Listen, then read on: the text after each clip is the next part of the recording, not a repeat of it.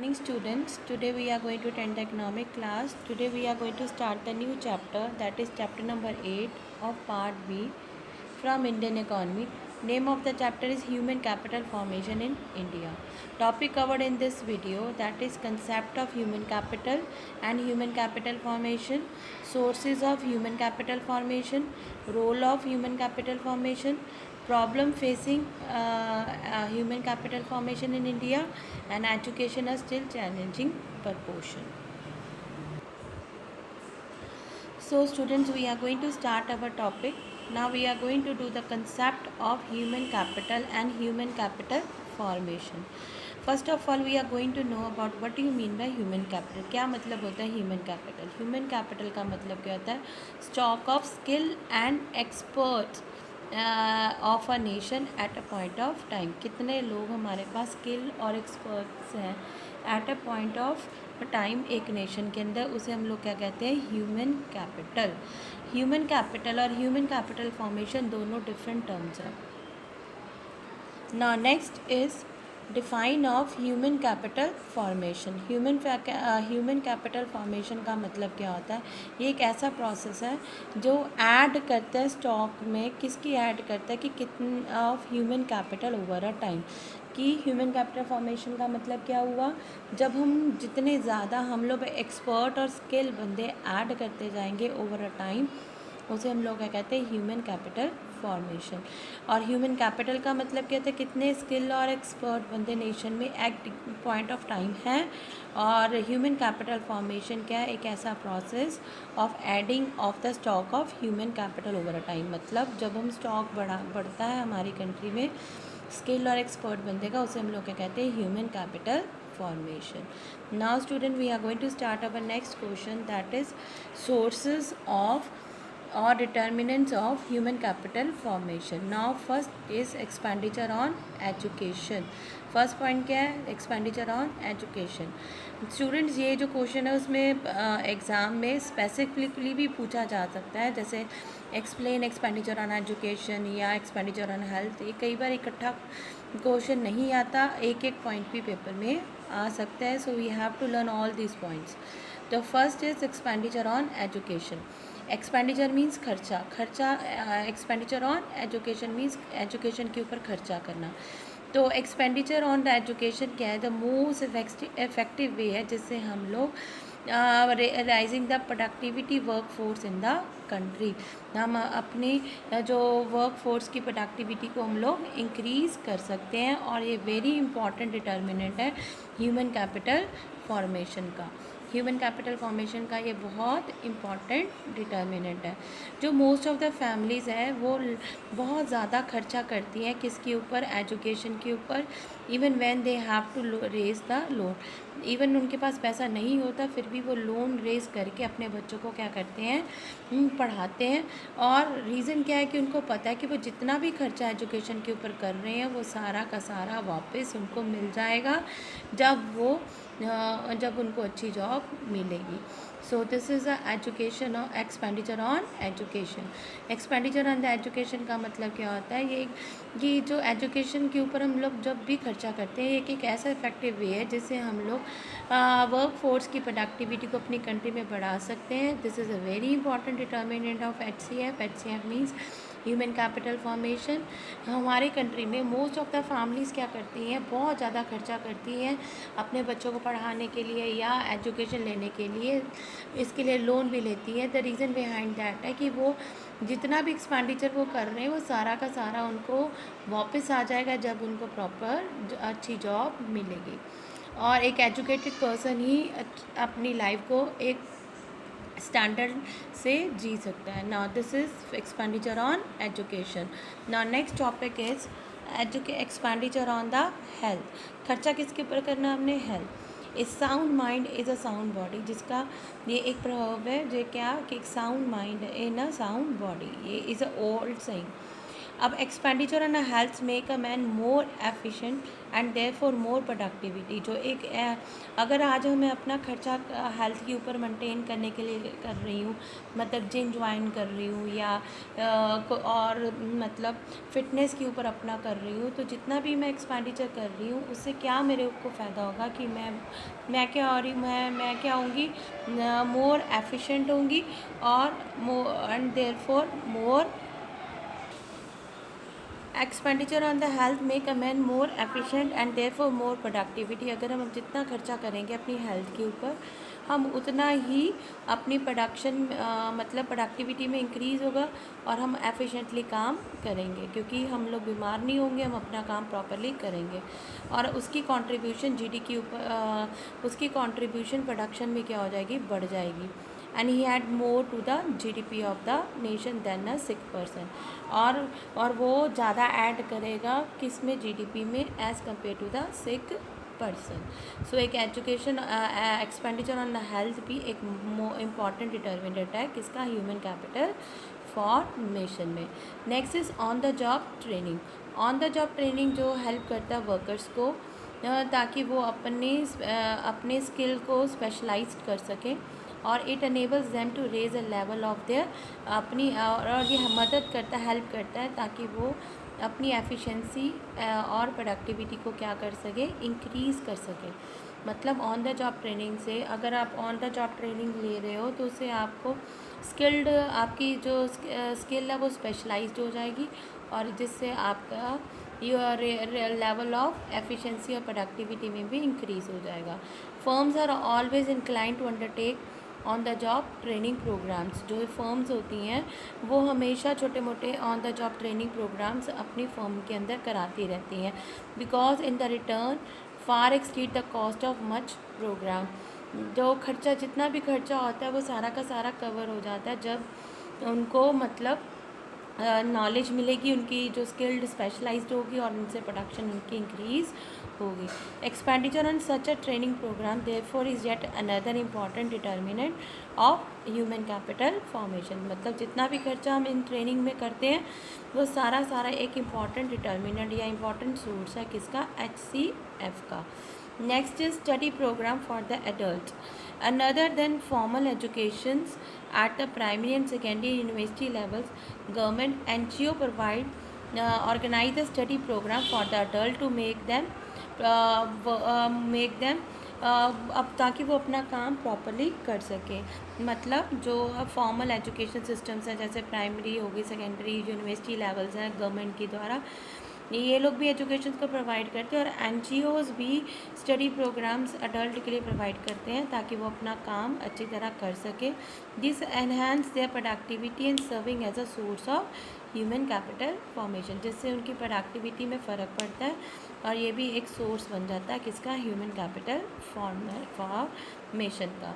Next is migration. Migration means move करना।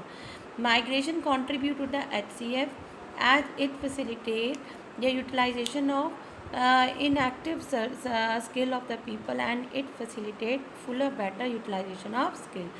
Migration का मतलब, माइग्रेशन भी HCF में क्या करता है, कंट्रीब्यूट करता है।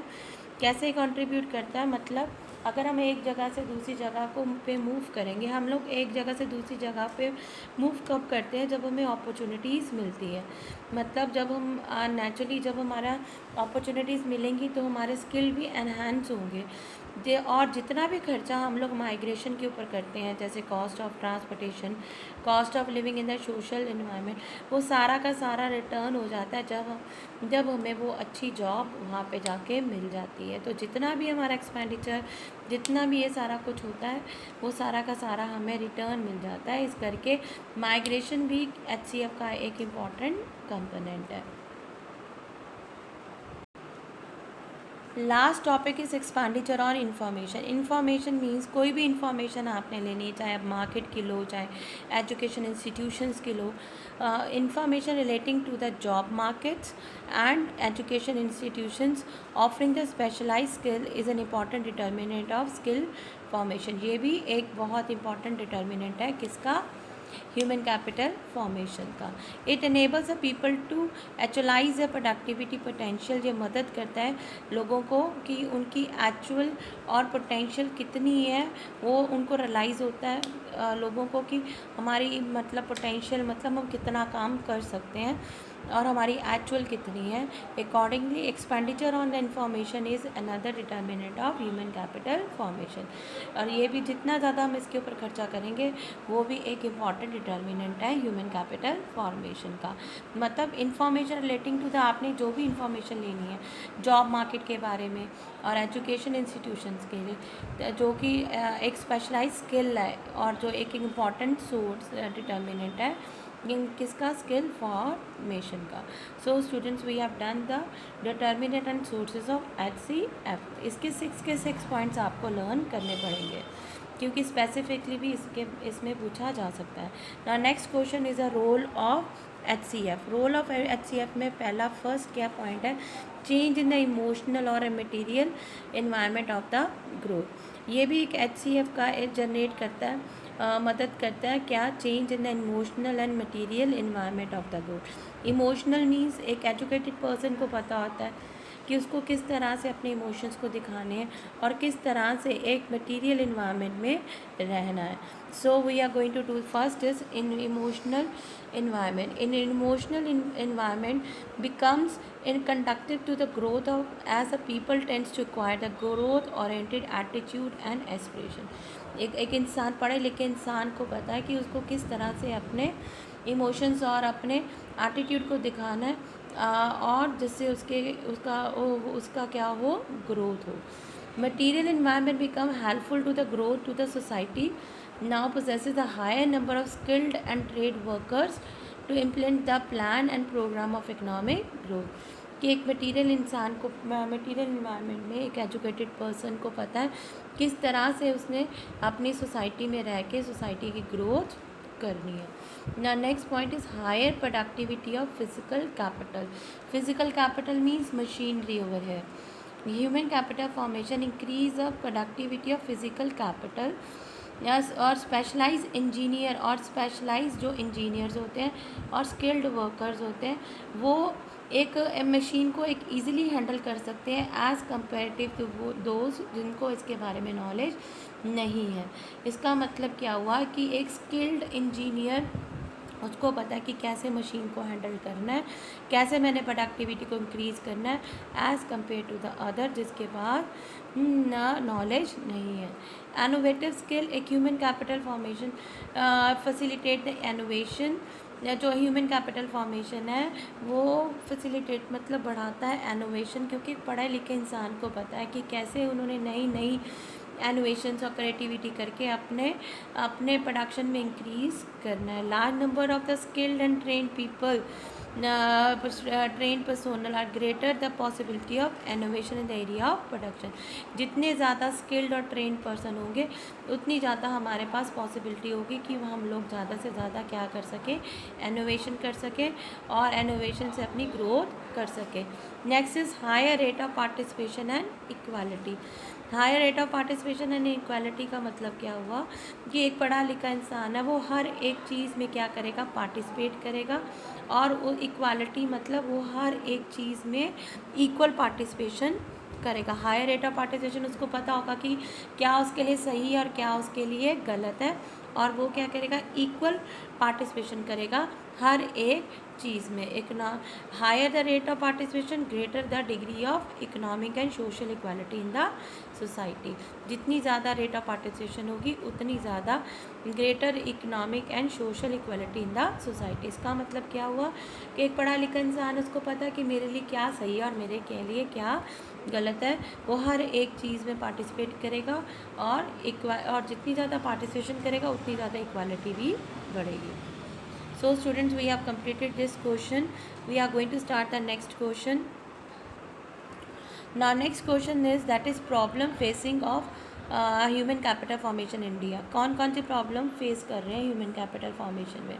First is rising population. ये तो सबसे बड़ी प्रॉब्लम है। राइजिंग पॉपुलेशन मतलब डे बाय डे हमारी कंट्री की पॉपुलेशन बढ़ती जा रही है, जिस करके हमारी जो क्वालिटी ऑफ ह्यूमन कैपिटल है वो क्या होती जा रही है, कम होती जा रही है। मतलब लोगों के बढ़ने जितनी ज़्यादा पॉपुलेशन बढ़ेगी उतनी ज़्यादा क्वालिटी ऑफ ह्यूमन कैपिटल क्या होती जाएगी, कम होती जाएगी। This is because it reduce per head availability of existing facility like housing, drainage, water system, hospital, education, power supply etcetera. मतलब जितनी ज़्यादा पॉपुलेशन बढ़ती जाएगी उतना ज़्यादा बर्डन भी बढ़ता जाएगा, क्योंकि हमारे पास रिसोर्सेज क्या है, लिमिटेड है। हर मतलब पर हेड एक बंदे को रिसोर्सेज भी क्या मिलेंगे, कम मिलेंगे। Next, brain drain. This is very important topic. Brain drain का मतलब क्या होता है? जब ब्रेन ड्रेन का मतलब क्या होता है, माइग्रेशन। माइग्रेशन मीन्स हमारी कंट्री में क्या होता है, लोग यहाँ से पढ़ लिख के क्या करते हैं, बाहरली कंट्री में जाके सेटअप हो जाते हैं और वहाँ की ह्यूमन कैपिटल फॉर्मेशन को क्या करते हैं, बढ़ाते हैं। जितने भी साइंटिस्ट हैं, डॉक्टर हैं, वो पढ़ते कहाँ हैं, इंडिया में, पर वो काम कहाँ करना पसंद करते हैं, बाहरली कंट्रीज़ में। जब वो बाहर जाके अपनी अब वहाँ जाके ह्यूमन कैपिटल फॉर्मेशन बढ़ाएंगे तो हमारी कंट्री की ह्यूमन कैपिटल फॉर्मेशन क्या हो जाएगी, कम हो जाएगी। This slow down the process of human capital formation in the domestic economy. मतलब जितने भी साइंटिस्ट, डॉक्टर्स हैं वो पढ़ते इंडिया में, बट ह्यूमन कैपिटल फॉर्मेशन किसी और की जाके कंट्री में जाके बढ़ाते हैं, क्योंकि वो वहाँ पर जाके काम करना पसंद करते हैं, जिस करके हमारी कंट्री की जो ह्यूमन कैपिटल फॉर्मेशन वो क्या हो जाती है, कम हो जाती है। Next, deficient man power planning. Not in efforts has been. हमारी कंट्री में कोई एफर्ट्स नहीं किए जाते ताकि वो डिमांड और सप्लाई है वो बैलेंस कर सके, किसकी, वर्क फोर्स की। उसके कारण इंडिया को प्रॉब्लम आती है, किसकी प्रॉब्लम आती है, ना ग्रेजुएट अनएम्प्लॉयमेंट। मतलब अनएम्प्लॉयमेंट हमारी कंट्री में क्या हो जाती है, बढ़ जाती है। और ये wastage, it is sad reflection on the wastage of human capital, human power and human skill. मतलब डिमांड और सप्लाई के बीच में जब बैलेंस ही नहीं होगा तब हमारी कंट्री में क्या होगा, अनएम्प्लॉयमेंट बढ़ेगी, और जिस करके हमारी ह्यूमन कैपिटल फॉर्मेशन के ऊपर असर पड़ेगा। नेक्स्ट है inefficient sufficient on the job training in the primary sector. Primary sector means agriculture में कोई भी प्रॉपर एग्रीकल्चर को बढ़ाने के लिए ये हमारी कंट्री में कोई भी ऑन द जॉब ट्रेनिंग नहीं दी जाती। Primary sectors, agriculture in particular is a backbone of Indian economy है, और अनफॉर्चुनेटली हमारी कंट्री में कोई भी अटेंशन इस प्रोफेशन की तरफ नहीं दी जाती, ताकि कोई भी मतलब प्रॉपर स्किल नहीं दिया जाता, proper on the job training नहीं दी जाती, ताकि वो अपने एग्रीकल्चर सेक्टर को बढ़ा सके, जिस करके हमारी कंट्री में जो एग्रीकल्चर सेक्टर क्या रहता है, हमेशा पीछे रहता है। Now next question topic is low academic standard. India का जो एकेडमिक स्टैंडर्ड है, हमने पीछे भी चैप्टर्स में किया था अनएम्प्लॉयमेंट, वो क्या है, डिग्री ओरिएंटेड है, जॉब ओरिएंटेड नहीं है, जिस करके हमारी कंट्री का जो स्टैंडर्ड है एजुकेशन का वो क्या है, एकेडमिक स्टैंडर्ड क्या है, वो क्या है, इंटरनेशनल मार्केट में क्या है, कम है। क्यों? क्योंकि यहाँ पे डिग्री ओरिएंटेड की तरफ ज़्यादा, डिग्री के ऊपर ज़्यादा ध्यान दिया जाता है, वोकेशनल की तरफ ध्यान नहीं दिया जाता, स्किल की तरफ ध्यान नहीं दिया जाता, जिस करके हमारी जो कंट्री का जो एकेडमिक स्टैंडर्ड है वो क्या है, low. So these are the problem that we are facing in HCF in India. That first is rise in the population. Next is brain drain, deficient in manpower planning, inefficient in the on the job training in the primary sector. Next is low academic standard. Low academic standard means बाहरली country से अगर हम compare कर सकें तो हमारी country का standard क्या है, कम है। Now we are going to do the last portion of this chapter, that is education is a still challenging proposition. This is the last question of this chapter. Last question we are going to do, and first point of that question is large number of illiterate. India में सबसे ज़्यादा illiterate लोग हैं in the world. Presently कितने 36 crore people है जो क्या है, इलिटरेट है। नंबर एक्सटेंड होता जाता है जैसे जैसे हमारी कंट्री में पॉपुलेशन बढ़ती जाती है। Number of extend even the total population of most country in the world. Next is inadequate vocationalisation, मतलब वोकेशनल कोर्सेज़ की नॉलेज प्रॉपर नहीं दी जाती है, प्रॉपर वोकेशनल कोर्सेज़ हमारी कंट्री में नहीं है। ओनली डिग्री ओरिएंटेड के ऊपर ही, डिग्री के ऊपर ही हम लोग ज़्यादा ध्यान देते हैं। जेंडर बेस, मतलब अभी भी हम लड़का और लड़की के बीच में डिफरेंस करते हैं। हम लड़कों को पढ़ाना ज़्यादा पसंद करते हैं, मेल को पढ़ाना ज़्यादा पसंद करते हैं एज़ कम्पेरेटिव टू फीमेल, मतलब लड़कियों को पढ़ाना कम प्रेफर करते हैं। Low rural access level, there is a high degree of disparity in the sense of education, मतलब अगर रूरल एरिया और अर्बन एरिया में हम कंपेयर करें तो रूरल एरियाज़ में एजुकेशन और अर्बन एरिया की जो एजुकेशन है उसमें बहुत ज़्यादा डिफरेंस है। नेक्स्ट प्राइवेटाइजेशन, एजुकेशन अब क्या होती जा रही है, बहुत ज़्यादा प्राइवेटाइजेशन होती जा रही है, जिस करके बहुत एक्सपेंसिव होती जा रही है। जो पुअर लोग हैं वो इस एजुकेशन को नहीं ले सकते, जिस करके वो क्या रहते हैं, इलिटरेट ही रहते हैं। Now next question is, next point is low government expenditure on education, की सरकार भी एजुकेशन के ऊपर खर्चा क्या करती है, कम करती है। गवर्नमेंट ने कमिट किया कि वो 6% एजुकेशन जीडीपी का एजुकेशन के ऊपर लगाएगी, बट वो एक्चुअल कितनी लगाती है, 4 to 5%, जिस करके ये जो गैप है, जिस करके हमारी कंट्री में एजुकेशन प्रॉपर लोगों को नहीं मिल पाती। So students, we have completed our chapter number 8. I'm going to send you the questions of this chapter which you are going to do, and if you have any problem you can ask me through your class email ID.